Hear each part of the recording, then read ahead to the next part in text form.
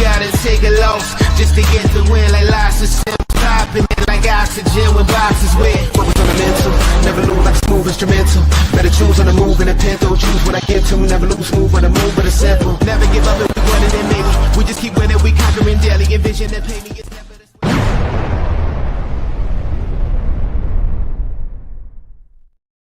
What's happening, everybody? Andrew LeDuc, aka Mr. Mallard, on Divots and Pivots here on That Sports Podcast Network, joined as always by Bud Copeland, Mr. Chief of Morale, and brought to you as always by Acorn Hills. Get on over to acornhillsco.com. Use discount code TBFY15 for that 15% discount, and they got you covered. Nate and the gang will take care of you good over there. Yes, Podcast Smitty, thank you for jumping in again. What's good, fellas? Smitty! Here every week, and we love it. So thanks for stopping in. Bud, how are you doing tonight? Because I know after you say hi, we got a lot to talk about, but I want to get right out to a pivot real fast. But how are you doing, sir? Awesome. Speaking of Acorn Hills, shout out my boy Nate. I just got a package from him today, and he tossed in a Freedom Splatter pullover. If you remember, I was rocking the Freedom Splatter a lot, and Gorilla Hands accidentally ripped the zipper.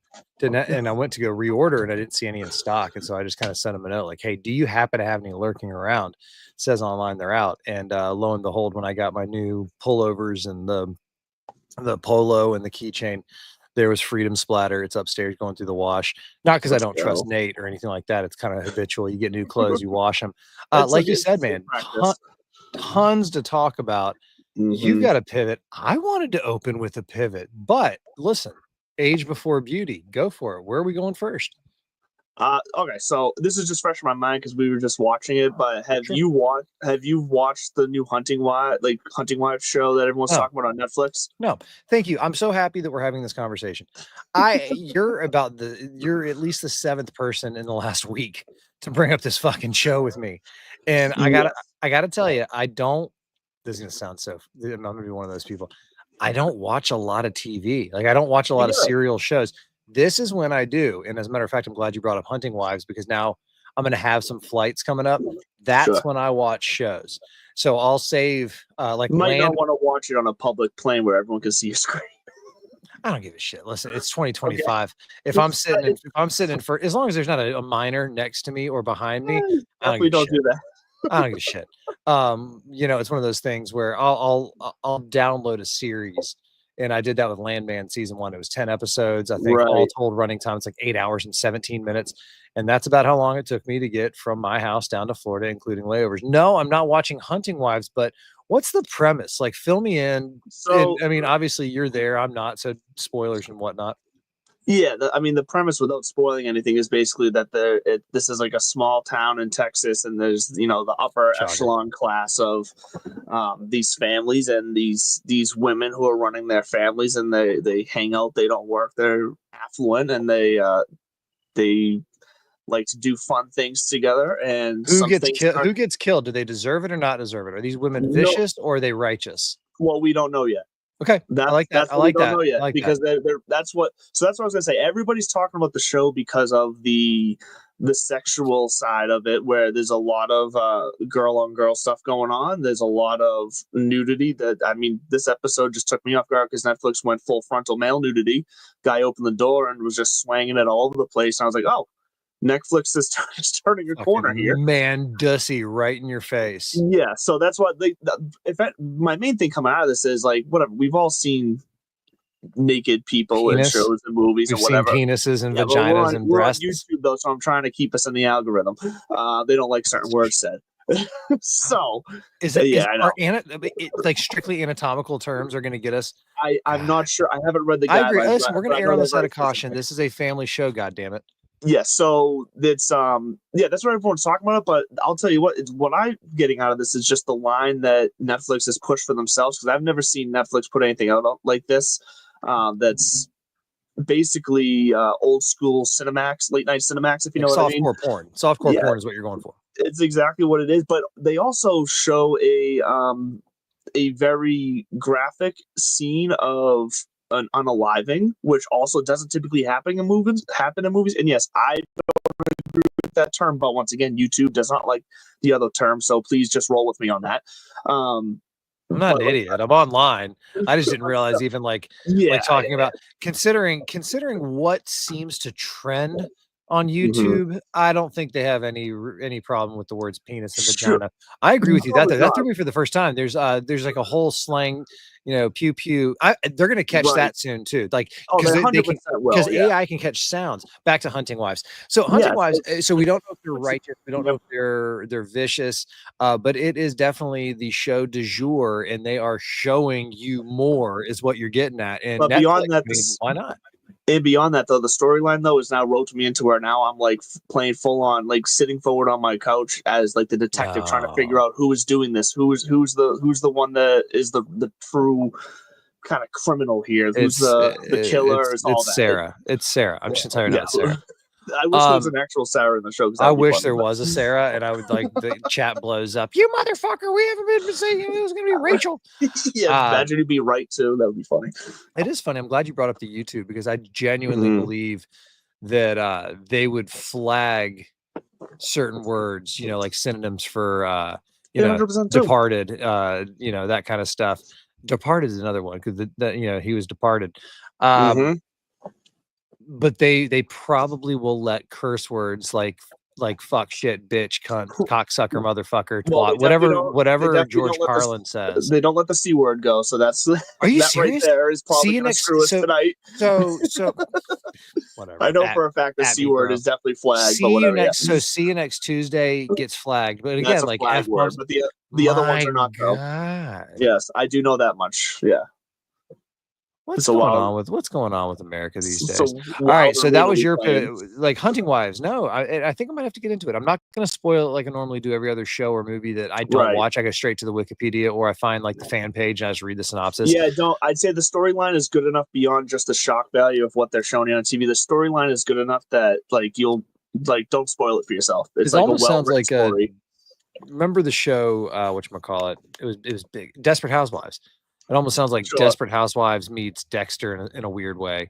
But maybe throw in an element of whatever that freaking movie was, Black Swan, Rachel. That's a hell of a movie. There's multiple villains in this show too. The question is, which one do you point at for the biggest crime? Basically, that's what's catching. There's multiple assholes. You just don't know which one's guilty of the crime. Exactly. So well, they're all guilty of crimes in the show, but it's really who can you pin the biggest one on is what it comes down to, which makes it kind of keeps your head going.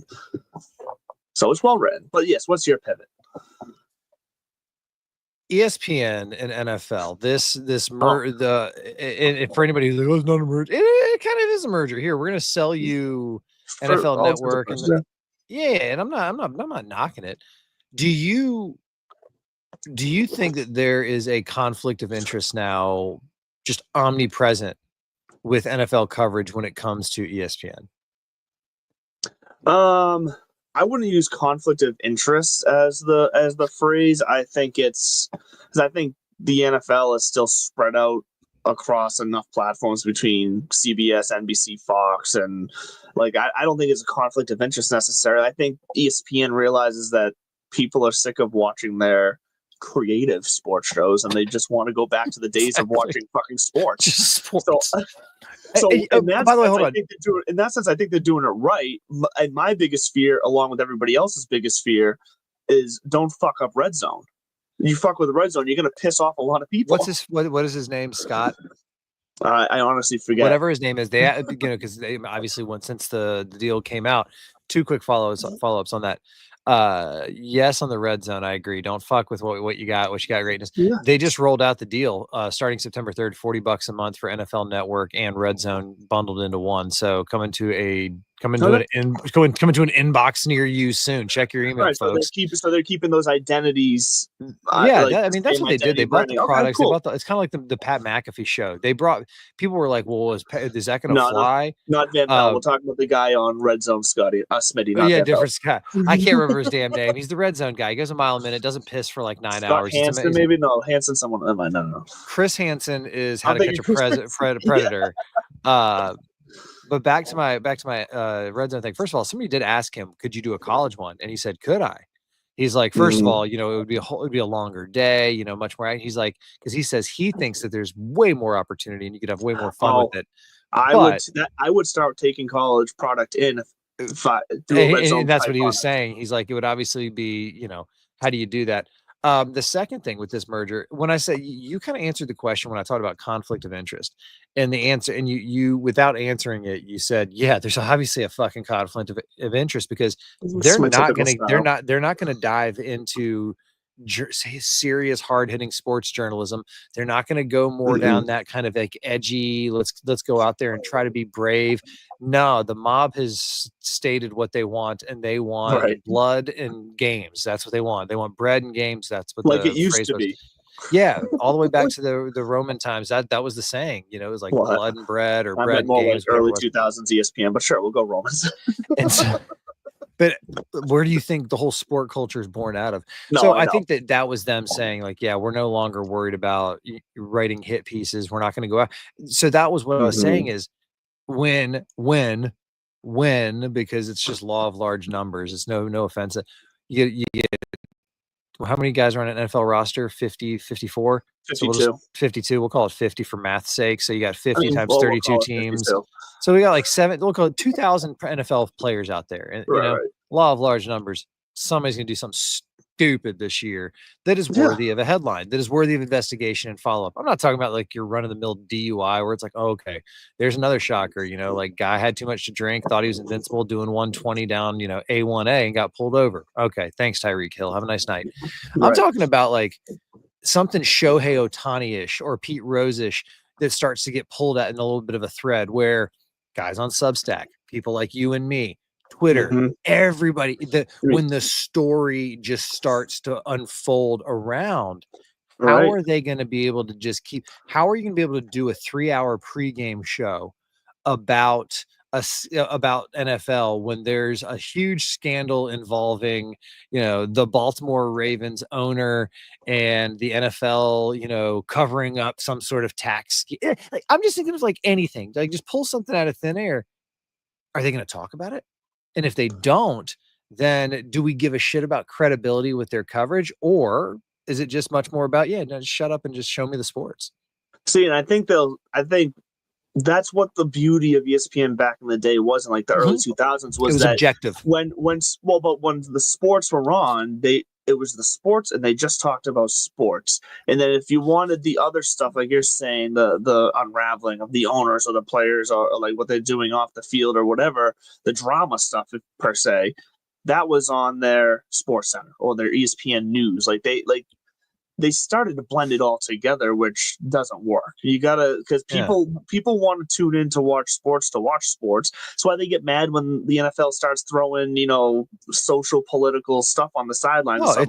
People get mad because they just want to watch sports. And like, I get it to an extent, but I also like whatever. We don't need to go down that road. It gives you the pivot gives you whiplash when you go from the bottom 10 of the week to, yesterday was George Floyd's funeral, and you're like, oh my God. Like, again, no disrespect, but like you're pointing out, you got to let somebody know it's coming. Netflix, you got to let me know I'm going to get a dong in the face. Thanks for the heads up, by the way, when I go to watch that show. It caught me so off guard. And then I will say this, I will spoil one. How many times did you rewind it? No, I didn't rewind at all. But the main character, and I wish I remembered her name, the actress's name, because she's been in a lot of things everyone will recognize or whatever. Later on in another scene, she's talking to the guys who had his dick out, his sister, and was like, "Oh yeah, I met Kyle. Great guy, big dick." I love that, and I kind of like. There's a great Shaq. It's a perfect line. There's a great Shaq joke, and I can't remember who said it, but basically, it was Pete Davidson about Kevin Hart at the roast. Like, oh, you're talking about your bodyguard. Oh no! I thought you were going back to the dick comment about like you're the size of Shaq's dick or something like that. Talking about Kevin Hart. There is another. Well, I guess there's multiple jokes out there about the size of Shaq's donger. But there's a joke about a guy's like in the locker room, and I was walking into the shower, and there's Shaq's bodyguard stops me and is like, so like just staring me right in the face, and so I had to turn around and walk away. Later, I was like, hey, I met your bodyguard. He's like, I don't have a bodyguard, and I realized it wasn't his bodyguard; it was his dick. No, I didn't hear that was the kind of joke. Back to what I was bringing it up anyways in the first place. So ESPN merger. Thanks for diving down that rabbit hole with me. It's going to be fun. I do think that sports are back. Thank God. Yeah. ESPN News, even is not going to be so much investigative journalism as it's going to be constant analysis and commentary, which I also think is their way of on high, Disney on high going, excuse me, we already own ABC and ABC News and some other news entities. You know, I remember there was, I can't remember which politician got in trouble, said first, maybe like to LeBron, shut up and dribble. Like, sounds like a Trump thing.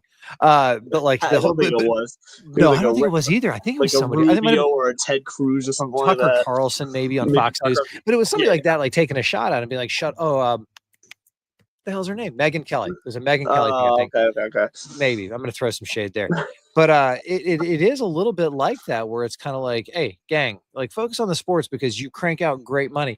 And I bet wholeheartedly if anybody was like, I want to be a journalist instead, it's like, all right, well then go down the fucking hallway to ABC, you know, check in and go beat the pavement or whatever they do nowadays. So it'll be fun to watch that. I bring all this back to, if you missed it, it's worth going back and watching clips and looking at it.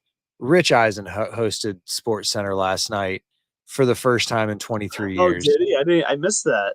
As a promotion because of this Disney NFL Network merger. I'm like getting teary-eyed because I watched clips. Dude, the closing scene, he talks about Stuart Scott. There's a shot of Stu Baby sitting over his shoulder and he like points at him. I mean, talks about what this means because, and I saw Rich Eisen talking about it on his show. He was like, it was Monday's show and it was a clip and it was during the daytime because he was basically being like, yeah, no, I'm not joking. I'm hosting Sports Center tonight. And they were like, what? And they're like, yeah, you know, ESPN reached out and said, hey, do you want to do this? Like we're, you know, because one of the other big things was the Rich Eisen show. When he left ESPN, he left, fun fact, his last show he ever did was with Dan Patrick. Now I'm going to get teary-eyed. But anyways, when he left ESPN, and DP's told this, Rich has told it on the Dan Patrick show, but it was a long shot. It was like, we're launching the NFL Network. We want you to be the face, like the you know, the Brett Baer to Fox News or like the Chris Berman to ESPN. Like we want you to be that guy, that face. A big ask. It was a huge ask because there was no fucking guarantee this was going to work at all. In the first few years, it didn't. And now Rich Eisen himself and the Rich Eisen show on the West Coast is huge. It's massive. You know, it is one of the premier, if not the premier sports talk show out there. That's outside of the realm of like, pardon the interruption or pardon my take. Sorry. Pardon my take. Yeah. So anyways, he was talking about how they just said, you want to do it for old time's sake. And he said, yes. And if you go watch the clips, it's the old school intro music. It's the old school cadence. I could see the old banner and everything. But then all of a sudden there's Joe Burrow tossing a fade route to the back of the end zone. And you're like, what the hell's going on? I love that though. I got a feeling we're going to see more of this because the reaction to it has been huge so far. Guys, it's the golden age of Sports Center. It was 100%. Well, to the point where there's a couple of books. One is Those Guys Have All the Fun. That tells the story of kind of like Sports Center and its development, more so just Sports Center. The story of ESPN is fascinating in its own right. But there's a show. What is it? 19 minutes in. Now I'm going to make an Aaron Sorkin reference. Oh, there we Aaron go. Sorkin, West Wing Newsroom, my guy. He also wrote a show that had 2 seasons, short run, 30-minute sitcom. And I say sitcom, more situational drama than it was a dramedy. Kind of like West Wing was not a comedy, but it had some light writing, but it was a really serious show. It was called Sports Night. And if you watch it, you'll recognize almost every actor or actress in it because they were all heavy hitters and everywhere else. And they went on to big things. And many of them reused again in the Sorkin universe. It was based on Dan Patrick and Keith Olbermann and those guys at Sports Center and ESPN. And it was supposed to be like a behind the scenes. If you've never seen that, you got to find it. I've never seen it. Yeah. It is one of my favorite all-time television programs. But Rich Eisen, good to see. It was good to see him back behind the desk. It kind of reinforced again that sports are supposed to be entertaining and light and fun and an escape. And then at the very, very end, he has a tribute to Stuart Scott and puts everything kind of in perspective. So if you're of our generation, if you're a sports mind and you haven't seen that, get your tissues and go find that episode, go find the clips. Hell, just subscribe to Rich Eisen's social media and you'll see it all. I love that. I will have to go check that out because I did not know that happened last night, and I had no clue. So now I'm gonna have to go watch it. I'm not just gonna watch clips. I want to go watch like the full. If I can find the full clip. Dude, I mean, the whole episode. If you have Disney Plus, do you have Disney? Oh, do you have I have Disney Plus. Yeah. Yeah, you know, like on the right hand side, you'll see the little icon for ESPN. Go click that, and it should have the full episode there. Fantastic. Fantastic. So here's you ready for me to bring us back to golf? I am, because I was just trying to quickly figure out how I was going to do that. But if you have a way, go for it. Lead the play. You're gonna love this. It involves. It's gonna be. We're gonna get canceled. It's another Trump reference. The PGA Tour has announced their signature events for next year. We're at the Tour Championship. We are here, folks. We made it all season long. Yep. Woot woot. Here is the welcome to the Scotty Show, and everybody is playing spoiler. But part of it too is they look forward and they talk about next year. And Trump Doral down in Miami has, Doral down in Miami has been the Blue Monster. The course has been part of the PGA Tour lore for forever. And then a handful of years ago, amidst a lot of the uproar or surrounding, President Trump and anything he was touching, all of his golf properties. I mean, the RNA is already talking about bringing Turnberry back, but they all kind of said, and by the way, it's the pure definition of nothing personal, man, just fucking business. Like, and that's why it's a bad look for us right now. So we're not going to touch you. Yeah. And by the way, every industry does this. The NFL does it. It's called the commissioner's list. It's like, hey, listen, we're just going to put you over here on the shelf for a while. We're not like disowning you, but we're going to just. We want to see how this storm passes by and how much damage it brings. So I guess that signature events 2025. I'm kind of curious. I think they're all familiar, but then there's just this like Miami. It says like Miami Invitational or Miami Open signature events. Oh Jesus, 2025 news Bullocks. Oh, 2026. I forget that next year's gonna be 2026. All right, we have got blah blah blah blah blah. Yeah, the Century. So we got the Century. That's the Tournament of Champions. That's everybody who won from last year. That's. I mean, I want to get rid of that so bad. AT&T Pebble Beach Pro-Am. I'm glad they're keeping that as a signature event. I think in recent years it has bounced back and forth. Pebble Beach deserves to be, as we've talked about all season long, the venue, and Rory's been reinforcing it. A lot of the players, venues are what matters to the players right now. It is. So we got to focus on that. Backed by the Genesis Invitational, which is going to be fun to see back to back there. That looks like with Pebble Beach and Genesis. Then what's up? I was just going to say, because I'm assuming you're about to say Arnold Palmer next. How do you feel about having 3 in a 4-week span? Is that cramming too many signature events in? Or, I mean, obviously the more bigger fields, the better, but I'm curious to look forward. Does that mean we're going to get less signature events down the season?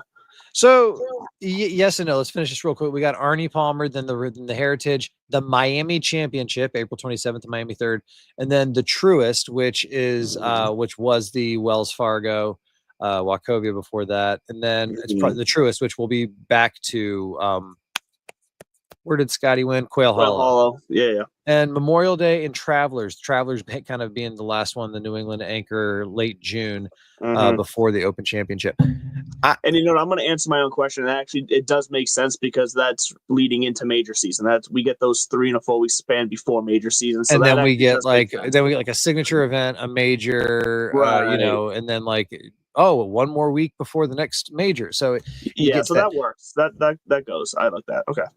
So we've got the schedules. It's dropped for next year. TGL has announced they're kicking their season off. I saw that early this year. So December 28th. Let's keep talking about schedule real quick. December 28th is when they're doing their. I'm curious.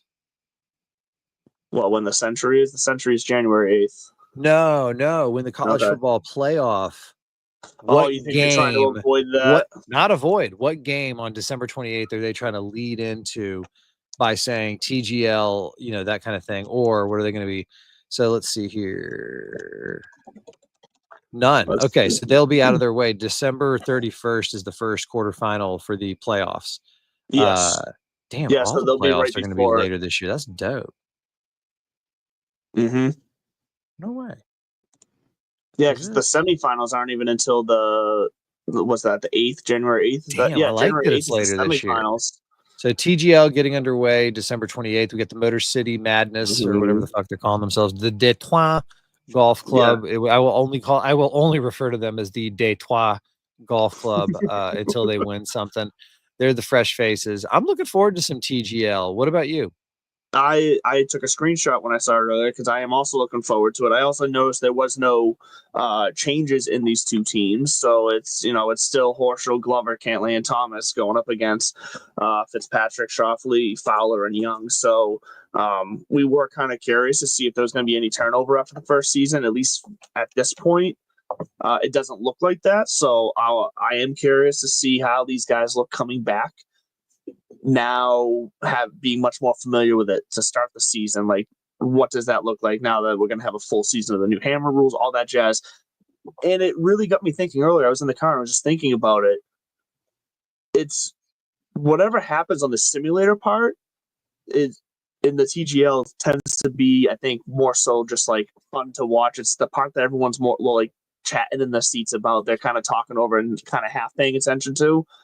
The green is still where all the drama is. And that's what, like, golf, all the drama is always on the green, and they've captured that in the TGL. All the drama happens. That's where the majority of the hammer throws are. That's when the crowd really starts to get involved. So I'm curious to see if it's as successful the second season in. I think it's going to be, though. I'm not saying it's going to take a massive leap forward or anything, but I think it's going to at least hit expectations based off last year.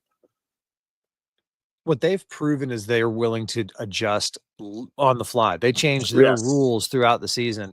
So I do think that they're trending in the right direction. I agree, because one of a couple things has to happen. Either A, they got to dump a shit ton of money every year into like new greens and change that aspect up, or they have to continually change up the format, such as things like you can only throw the hammer on the green on the front nine. Back nine hammers have to be on the tee, like something like that. Or like the first six, there was 15-hole matches where the first 7 holes or the first 8 holes, you can play it anywhere. The last 6, 7 holes, I mean, that or just break it up by singles and doubles. Like singles, you'd have to throw it on the tee. See, that'd be a good way right there, because then the whole hole is just that much more tense. We saw that already with when they what do they limit the number of hammers now? Something along those lines. Yeah, because we saw Well, you have 3, but you could throw them whenever you wanted. You didn't have to pass it, basically. Yeah. Correct. Yeah, but you only had those 3. So TGL making a comeback. I'm excited about that. And the reason I'm kind of dancing around the big show is because outside of, there's just is the Tour Championship getting stale?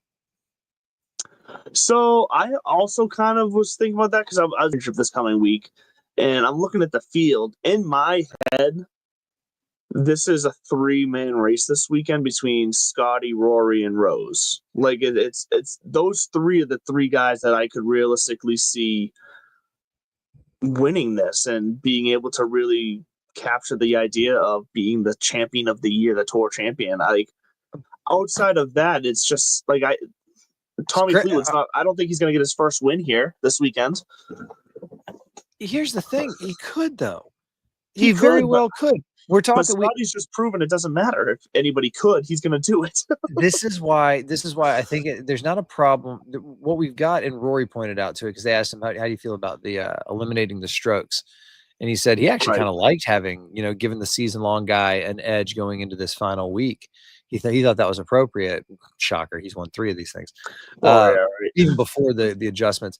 I disagree, and I kind of am going back to we as the golfing community and the PGA Tour have to figure out how and where, and they're going to try to make this fit or feel. Because I'll tell you what, anybody, Chris Gotterup could come back from whatever, except Straka. Maybe he's going to come back from hiatus. The emotional weight is going to be lifted, and he's just going to win this week because he was a UGA guy. He knows Atlanta. He's been playing his balls off this year. If he wins, is he really the champion golfer of the year? Which I'm glad you borrowed that phrase for the Open, because, or like Tommy Fleetwood laughing about, like, would it be great if I got it this week and then the FedEx Cup on top? Unless Scotty wins, we all know that Scotty was the best golfer of the year. Pause. Correct. That's fair. Yep. New England Patriots famously went 18-1.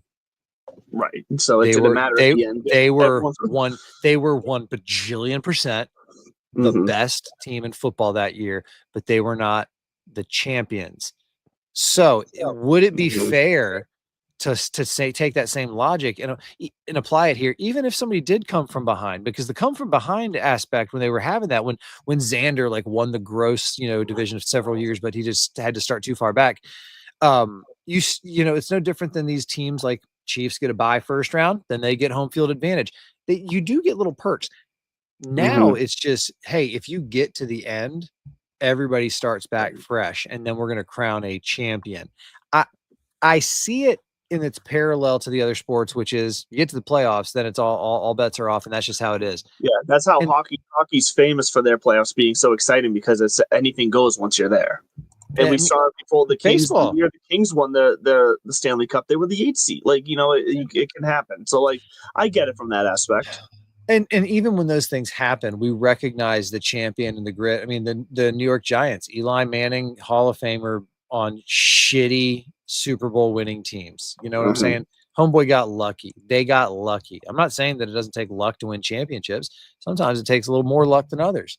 But what we got going on this week, I think, needs to be altered in how it is either delivered or perceived. Because even when Scotty wins this week, all I'm thinking is, cool, another bonus check. And that's kind of where I think that if you want to crown a regular season champion and have bonus incentives, which we already do, then fine. The Tour Championship, first of all, just rename the damn tournament. That's what's pissing me off the mostly. It's not the Tour Championship anymore. There's not like I'm down for that. Yeah. I mean, just call it the FedEx Cup Final. Like, let's go. It's the fucking FedEx Cup Final. Even though I think this week is brought to you by Coca-Cola. The FedEx Cup Final brought to you by Coca-Cola. The Coke Championship. Back in the 80s. Call it something different, and then let's get match play going, or something. But this doesn't make my socks roll up and down. What I dig about it is I love the course. I love East Lake. I genuinely, I'm not wearing my East Lake hat. Damn. It genuinely is a beautiful track, and it's got history. But it, on a year like this, is it because Scotty was so dominant, or is it just this is the way the format is? Because let's take Scotty off the table. Then I could see this being a genuine. So Scotty Scheffler ruined the Tour Championship. Yeah, because you're right. I think that's a very good point. Because if everyone already, no matter what happens this week, views Scotty as the champion, you're right. This tournament almost seems useless. It's just like you said, it's just a paycheck. I mean, almost, and I think it's because the nature of golf is kind of like NASCAR, similar problem where Daytona 500, their Super Bowl, they lead off with it, so everything after that is just kind of sugar and, or sweetener on top of it. So same thing with golf. We've already had our majors. This is the players are starting to take it a little more seriously because on paper, it is the top 30 guys all year long. We have this grueling match. 140, 150 man tournaments, a 70 to 80 man tournaments. And then all of a sudden we're going to whittle you down to 30. And the 30 are legit ballers. I went through the list the other day. There's one, who the fuck is this guy? And the fact that somebody gets to East Lake and I don't know who it is, I want you to scroll the field and I want you to guess who is Mr. Irrelevant at East Lake this week. You actually might know this, but I'm assuming it's Jacob Bridgman. 1 bajillion%. Like, so let's take a minute and let's not be rude and disrespectful. No, because what's funny is I feel like we actually mentioned his name last year. Like, the name does sound familiar. Can I recall a few off the top of my head without looking at anything, like what he's done? Please. No, I can't, but I'll pull up his results. Let's take a look at his results this year. Find out what we're working with here. So he played in 26 events this year. He has 1 runner-up, 5 top 10s, and 9 top 25s. He only missed 9 cuts out of 26 events, so that's not bad. He won $4 million this year, so that's something. Let's see. So it's Jesus. He looks like he's going to do your taxes. He's 5'10", 170. Young. Listen, that is the oldest 25-year-old I have ever seen in my life. Now be careful, because last week when you did the whole hold up a screenshot picture up to close to the camera with Mr. Harry Hall, he proved me right and went on a run and got himself into the top 30. He's So still, you he's might still be not going setting to make the you might Ryder be Cup. setting Birch Cup. I know he's not, but you might be setting Birchman up here. But Birchman's one of these guys who really just caught fire at the right time, right around June, like right at the end of June at the Rocket Classic is when he really started doing good. He went T26, T5. At the Scottish Open, he went T75. Then he missed one cup, and then he went T38, T17, T19 in the last three tournaments at the Wyndham, the FedEx, and the BMW. So he's just one of those guys where he played well enough, but not great throughout the year to just keep himself in position to where when he turned it on, he was able to make a difference. So you got to credit the guy, but. No, I definitely am. It was just, I was 100%. shocked. Like there's somebody in East Lake and I didn't know who it was. Greenville, South Carolina native, not unlike myself. Shout out to the Piedmont. And so, yeah, good for you, Jacob Bridgman. Go get him this week. I agree with you that it's kind of a 3-man race in the sense of logically thinking who's going to win. I don't remember which 3 guys you talked about, but I mean, for me, it is Scotty, Rory, and then and say what you want about. I said Rose. You said Rose. I like that too. Not just because he won recently, because he was about to win all year. Exactly. And this is the end of a grueling, and without Xander Schauffele there, which is crazy. He's like Mr. Eastlake. Yeah. But also, who was it? Who was it? My guy. Look out for Mr. Sam Burns. Now let's let's talk Ryder Cup. I can't lie. Sam Burns popped in my model where he's actually one of. So I said that from my heart and just my gut feeling, those 3 guys, Scotty, Rory, Rose, those are the 3 names that popped right out of my head. That said, these are the guys who can win. I'll tell you right now, the model for me shot out 4 guys who could possibly win this week, and it was Rory, it was Scotty, and it was Cam Young and Sam Burns. They just from a number standpoint, they rate out well. And he also went 3-0-1 in the President's Cup last year. We have to take all this into consideration. So Ryder Cup news. Before we get to the crystal ball, and we're honing in on the August 26th deadline where we're going to get those announcements. They did a good job with it a couple years ago, where they do have like a selection show on Golf Channel. It's kind of fun. Yeah. So we'll be tuned in for that. I don't know where I'm going to be. I might be up in Calais, Maine, which is like 1 step shy of Canada, literally 1 step shy of Canada. Right. Half the town works for Border Patrol. But the Ralph Lauren kind of like red, white, and blue, U.S. Team USA line got revealed. Yay! Yep. Okay, it's fine. It's fine as long as we're not trying to be too cute. I'm not a big fan of the polo, the Ralph Lauren look anymore. I don't like that. I don't like their style. But hey, it is what it is. You're talking to a guy in a hoodie. Now it's a Be Brave Acorn Hills hoodie, TBFY 15 for 15%. But ever since the 99 Ryder Cup, we've just kept it simple. Red, white, and blue. Mix it up in some pattern. Don't try to get too cute and put the tablecloths on there. So that was revealed. And then all of a sudden, we got to talk about picks. We're there now. You texted me an interesting update of a guy who's been hovering. I blasted right past him, but he shot up the leaderboard over the weekend recently, and I think he did it again this past week. Is Maverick McNeely? I think has to kind of be there in considerations, and Ben Griffin. I think Benny Blades. Griffin, he wasn't always in there for me. I think he did what he had to do. I've had him in for a bit. I've had him in for a little bit, but yeah, you're right. You were the one, so you're back. You're back on him now. You think he's done enough? I think he's done enough. I think the guy now who's out for me is much more. Hold on a second. Ryder Cup, US. Okay. Ryder Cup USA is Colin Morikawa. I think Colin is now.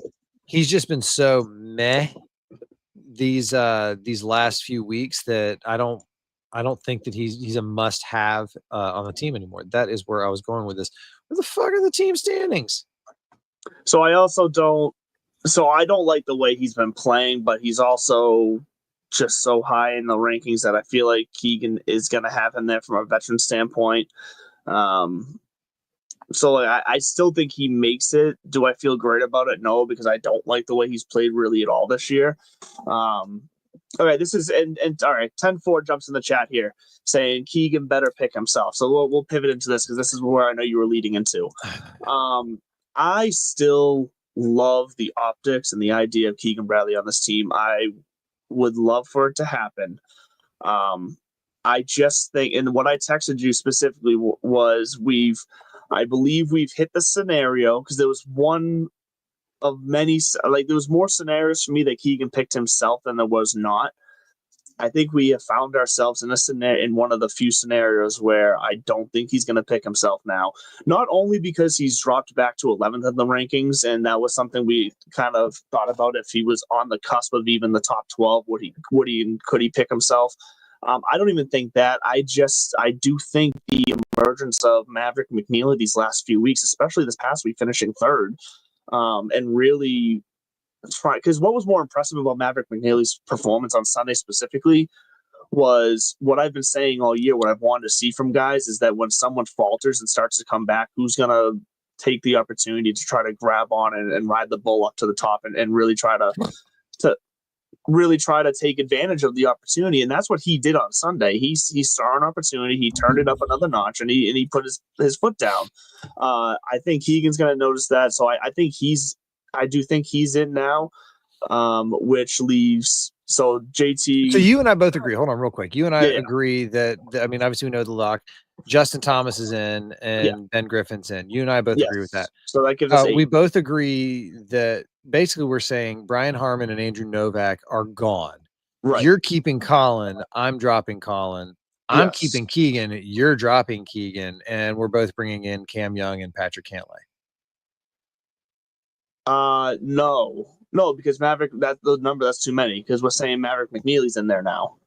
So basically, it would be I'm kicking out Colin. Listen, I got JT in there. I got Ben Griffin. I got Mav McNeely, and I think Keegan's going to drop himself. Yeah, and that's what's going to end up keeping Colin Morikawa in there. And then I think you're going to have Cam Young and Patrick Cantlay. I thought you were saying Colin was out. That's what I was. I think that Colin's going to be out, and Keegan's going to keep himself. I think that's what's going to end up happening. I would prefer that, honestly. I just don't think that. I don't think Keegan's going to do that. I think he'll stay on the sidelines too and just not rock the boat. I would much rather it be that way. What if he wins this week? What if he wins this week? Well, if he wins this week, I think everyone's going to tell him. That's my point. I don't think it's dependent upon this week. I think they know what they're going to do, and he is playing, or it is contingent, and that's the plan too. Which is like, all right, we're going to see how it goes at East Lake. Like, if I'm performing, I'm going to play. Like, that's all there is to it. Which okay, cool, tight. We'll see TBD. But do you still like, you were alluding to it, do you still like Sam Burns to make this team over one of Young or Cantlay then? Because Cantlay, let's be honest, Keegan pretty much came out and said Cantlay's going to make this team. I know he didn't, but he had high praises saying he's been playing with him a bunch lately. He likes what he could do for the team and shorter words than what the article said. So I think Cantlay's kind of a lock for this team based off of Keegan's remarks. Well, I'm not. So I'll tell you right now, my 6 captain's picks. So let's just put it out there because there's been a lot of bumfuckery going on. Justin Thomas. Yep. Ben Griffin. Yep. Maverick McNeely. Sure. Cam Young. Yep. Patrick Cantlay. Sam Burns. I think those are going to be the 6. And I think that's where I think like Colin Morikawa, Keegan Bradley, Brian Harmon, Andrew Novak. Thanks for playing. That's where I think we're sitting right now, where I think, and if Keegan picks himself, I think Sam Burns stays home. Unless he goes and wins this week. So now this is interesting, and I don't necessarily Cam Young, mind Patrick this. Cantlay, Sam Burns are 3 for 2 right now. In my mind. Yeah, so I don't your lineup right there, I don't mind. 10-4 also puts in the chat here, and I don't think this will ever happen because I think this is going to break so far from the norm of what the Ryder Cup structure is. That is something they're going to go this far, but I kind of like this when it comes to a playing captain being a possibility. 10-4 says in the chat that he thinks that Keegan should leave the vote up to the automatic 6 qualifiers to pick him if they think he's deserving. That's a great idea. I love that. I don't think they'll ever do that. I don't think that'll ever happen. Well, but here's the thing. They wouldn't vote him not to do it. They wouldn't vote. You know what I'm saying? If he puts it up to the guys, they're gonna vote him in. It's kind of like when Jeff. That's kind of like when Jeff Bezos suggests something in the boardroom. Yeah, Right. yeah. We'll take that into consideration, Coach. I think that's the right thing to do. Nope, I'm saying it's your decision. This is my suggestion. See, and that would be like Like that idea. that would be like a guy's move right there, because in a way they'd be protecting him at that point. So where if he were to just go out there and pick himself, and he doesn't perform well because he's too distracted being a captain as well, that then it's not on him that he forced himself in there. You know what I mean? So like it's almost like they would do that to almost protect the possible playing captain, which I love that idea, because that just speaks to what we've been saying they need that team camaraderie. They need that one unit mentality. He's alluded to the fact that a lot of players have pushed, like, man, we got to do this. You got to think about the way you've been playing. So, which is why they went back and kind of, he even said, we're looking at language in a captain's agreement that would allow me to play. Like, that has to be considered. Mm-hmm. But this isn't news. When the PGA of America said, we want you to do it, they flat out said, we'd love for you to be in a position to be the next playing captain, or the next since Arnold Palmer. Now, you use the magic word, my friend, and people are going to start to think that we have like interns and producers. Oh, well, that is my magic. That is my magic word, unit. No, but cohesion. Yes. Team cohesion. Enter baby back bitch Bryson.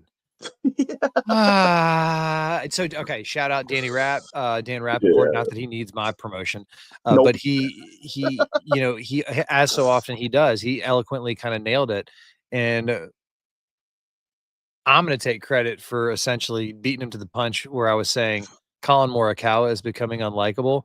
That label has moved over to Bryson DeChambeau, who has worn this label before, the unlikable label. He has. He has, and I think the unlikable label previously was actually a misnomer. Previously, he was more misunderstood than anything else, and even Brooks has come out and said that. He's kind of like, you know what it is? We kind of picked on the new kid who just got to school, then we got to know him. We're like, oh, he's all right. He was ahead of the analytical, stat-heavy culture too. Like he was ahead of his time by like 2 years on that, which I think played into that. You know what? He's also like the guy who bought crypto early. Yeah, and but that's kind of what I'm saying. Remind you that he always was the one who bought it early. It's like, get the fuck out of here. He plays into it as well, but that's basically you're on his boat. You're on his boat, and he's like, "Hey, do you like taking a shit in there?" It's like, "Yeah." He's like, "Crypto money." I bought it with crypto. So, anyways, if you missed it, Bryson DeChambeau is coming out, and Danny Rapp. Back to what I was trying to say, he kind of said he's becoming unlikable in this moment, and and I agree with him. I love me some Bryson. This was a bad look. He tweeted out something along the lines of, because in case you missed it, Captain Keegan and Team USA has finally been watching our show and listening to me. And the biggest gap in our competitive, nature for the Ryder Cup the last time was that we were dormant. So what he said was all 10 or all Ryder Cup players are going to be out in Napa playing in the Pro Cure Championship. And he's like, I want everybody out there. Now, they're probably going to play practice rounds together. They're going to probably have dinners together. They're probably going to have like houses together. They're going to try to do this for team cohesion. Okay, it's a PGA Tour event. Bryson DeChambeau's on the Ryder Cup, but he can't play in PGA Tour events. So Bryson, and do you have it pulled up? Did you happen to find the tweet? So that's what I'm looking for the tweet right now, and I wonder if it came down. I'm not seeing a tweet. Was it like just recently? You saying? It might not even have been a tweet. His statement basically was pulled down. If it's a tweet, oh, probably. What did he say here? It's a scenario that's unfortunate. Okay, yeah, here it is. No, it wasn't a tweet. He told Sports Illustrated this. Okay, that's what I can't find. Okay, because essentially, and I love it. Keegan's like, listen, we're getting our asses kicked because we're getting rusty. So yeah, guys, everybody's playing. We're all going to be out there. It's going to be their own little mini camp, which we tried to do in Rome, but there was too many selfies and wags involved. Well, they did it too late too. Right. So they're going to be out there at the Pro Cure Championship in a couple of weeks, which will be a lot of fun, and it'll bring a lot of attention to this shoulder season event. And I think it might actually kind of set a precedent moving forward. But unfortunately, Bryson, even though he's going to be on the team, can't play. And so he said, that's up to the tour and their decision to make. It's on them if they don't want to let us come together as a team and play. It's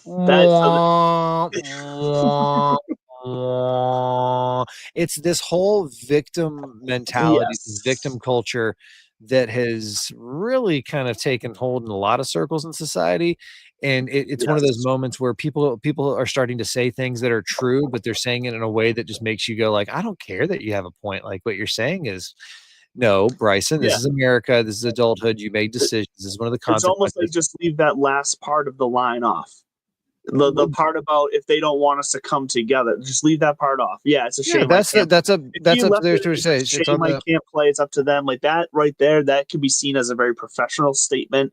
He goes on to say it's a scenario that's unfortunate, and I wish it was different. But Liv's willing to let me play. Of course, they're willing to let you play. They have everything to gain.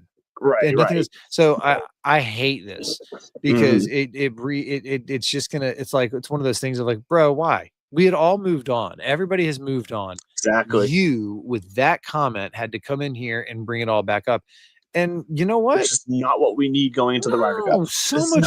So much goodwill that you are building up does get flushed by that. Now, I hope he does kind of come out and clarify because that's such a bad look, and nobody likes that guy. Like the passive aggressive is nobody likes that. It's just it's horrible. It's a bad look. And speaking of LIV. So the only way that I mean, it was for a while, LIV was the only golf tour that would that would do business with the Trumpster, but now that he's back, I think that their team championship, their Bedminster event next year is still on. But this week, LIV, trying to pivot to LIV and did a roundabout way, stopped by my ass there for a second. They're doing their team championship this week. Truth gun to your head. Who won not the year-long individual race, but who won that individual championship event last week? Wait, so now I'm confused because did John Rahm win the year-round race?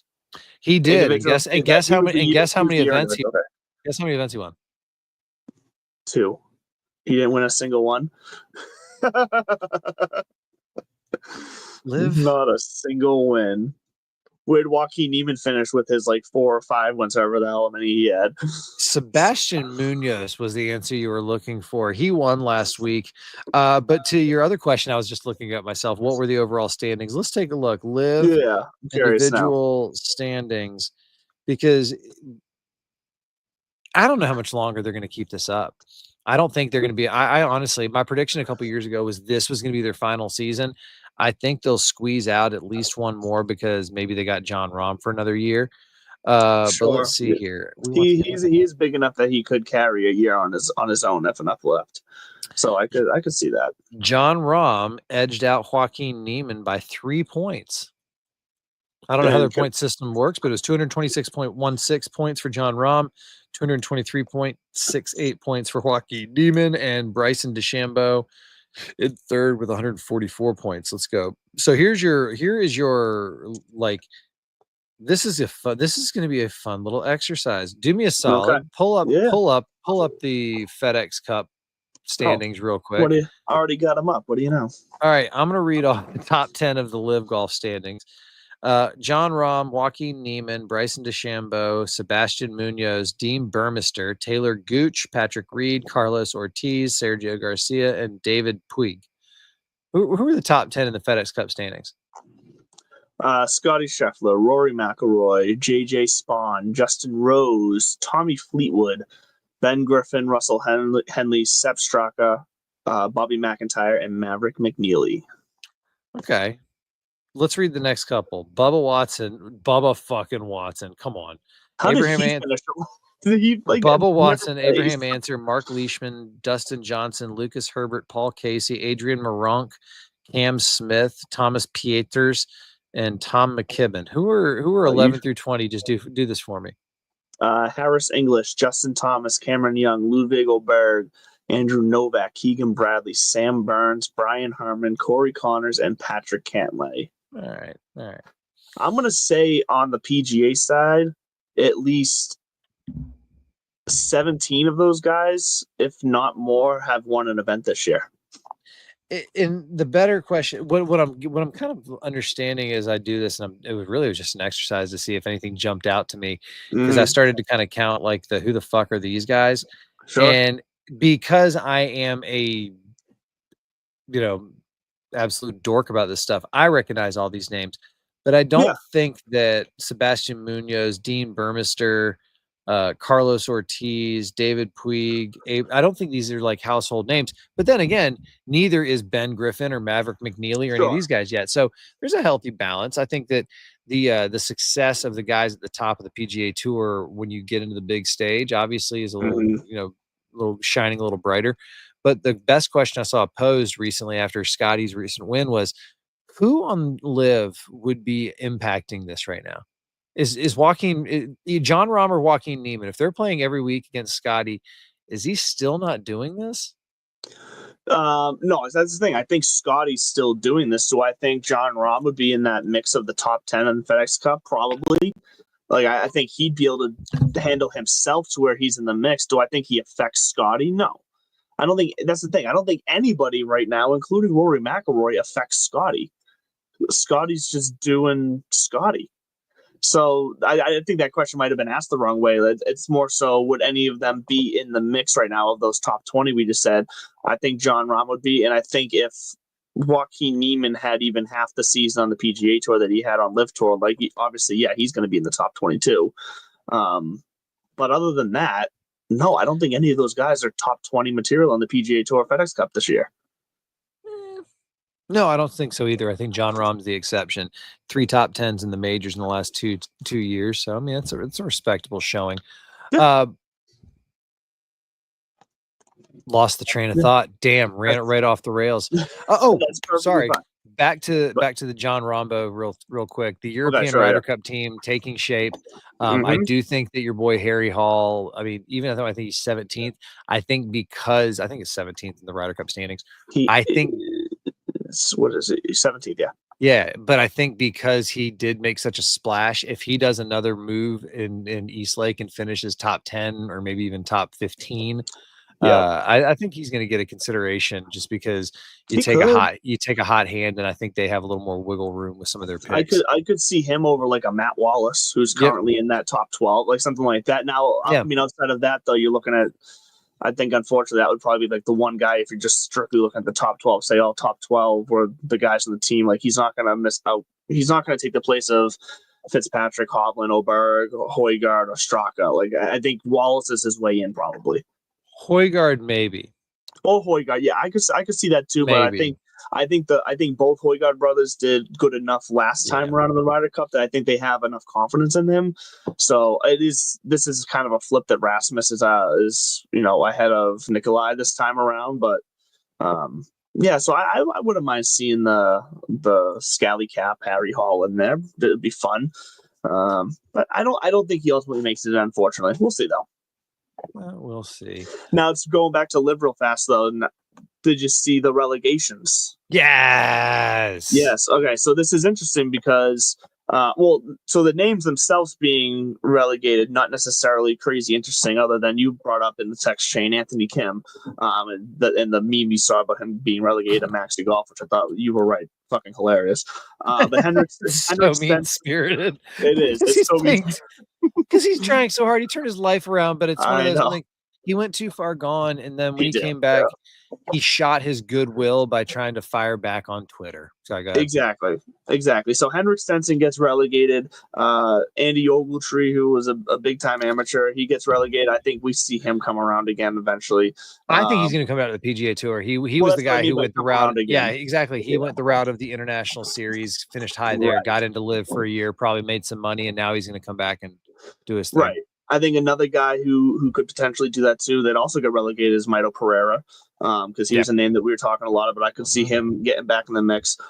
Jubin Yang, don't know, honestly. Frederick Kajetrup, don't know. Nope. But my biggest question, I think it's funny that they use the word relegated, because that word in soccer and kind of at the core of the word means you're not just kicked out, but you're being relegated. Demoted. My understanding means you get moved to something else. And my question is, where are they getting relegated to? Because they're not. They're just getting demoted. Like it's almost like they're, like you said, they're getting demoted. They're going to keep their contact information. If a spot opens up, we'll take a look at your resume in the pile again. You know what I mean? Like, they're getting relegated to the international series is where they're getting relegated. That's what that's their answer. By the way, I did look into this a little bit because they were like relegation. Well, because you think about it, their only avenues back are now win the international points, race, the Asian Tour, and I think some of the Australasian, PGAs, or the LIV Promotions event, which they still, I don't think, have announced coming up. So I do agree, though. It's kind of funny where it's like relegated to what? To freedom, to like going to play elsewhere, because now. All right. So I'm sure if any of these guys were like, okay, we're going to try to go back on the PGA Tour, once they're relegated, I'm sure LIV's not going to give a fuck.